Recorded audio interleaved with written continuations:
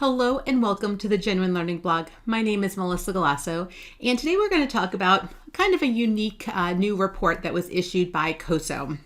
Many of you are probably familiar with COSO. They wrote the original 1992 framework around internal controls, which was updated in 2013, which introduced the 17 principles and 81 points of focus that built on the original 5 components of internal control. Well, COSO is at it again and really looking to provide some non-authoritative guidance on how COSO can be expanded into looking into internal controls over sustainability reporting, or ICSR. Now, obviously, sustainability reporting is a hot topic, and we've started to see movement in the international standards, the International Accounting Standards Board's new sister organization that acquired through multiple different acquisitions, the SEC-GHG, the Sustainability Accounting Standards Board, and their related disclosures.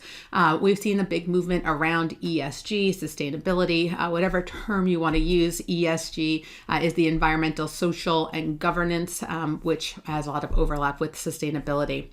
So as COSO was looking at trying to develop and provide some non-authoritative guidance, they really gave perspective. How can you leverage what we already have? We're going to take those 17 principles, we're going to take those 81 points of focus, but we're going to apply them to internal control over ICSR. So the sustainability reporting. So instead of ICFR, internal controls over financial reporting, or ICOC, internal controls over compliance, which you may see if you're doing a single audit, or the ICFR for a financial statement audit. Now, if you're maybe engaged to do a sustainability engagement, the AICPA recently updated their ANA guide for the sustainability reporting, and you can do an examination now on greenhouse gases if you so choose. And so that was recently updated to reflect changes in the attestation standards.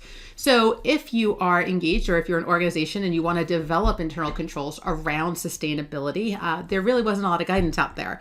And so they are providing some, again, non-authoritative guidance around how the current framework, the COSO 2013 framework, can be applied to these sustainable business activities and information. And so basically the way this is laid out, each of the 17 principles in COSO 2013 is explained and interpreted for application to sustainability. So literally walking through each of the 5 components, each of the 17 principles, and saying, okay, this is what it says. What does that look like in terms of sustainability reporting? They also do it, which is very impressive, for each of the points of focus and looked as how could it apply in this world of sustainability. And so they've gone through and really tried to figure out, okay, in a world where we're trying to look more at sustainability and report on sustainability and ensure that the information we're providing is correct and accurate, how can COSO play a role? And so one of the things that it's really trying to provide are insights on how each of these principles are considered or implemented directly or indirectly, looking at the standards that are out there, right? The SEC has a greenhouse gas proposal that's going to take into consideration having different size organizations implement first the required disclosures, and then potentially, depending on, again, the size, the attestation requirements related to greenhouse gases.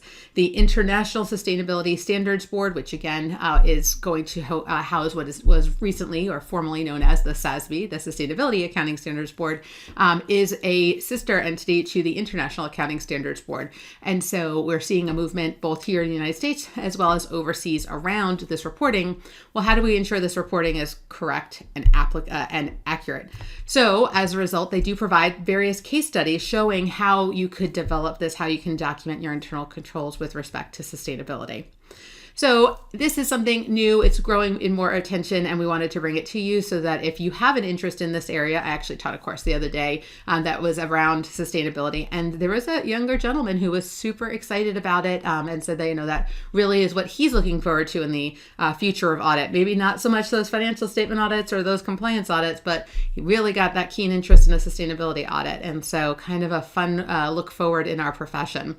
So just a little bit of an update on if you have an interest in this area, where you can take a look to learn more. All right, guys, that's a wrap on this week's blog. Thank you for joining me, and I hope to see you on a future blog. Have a great day, guys. Bye-bye.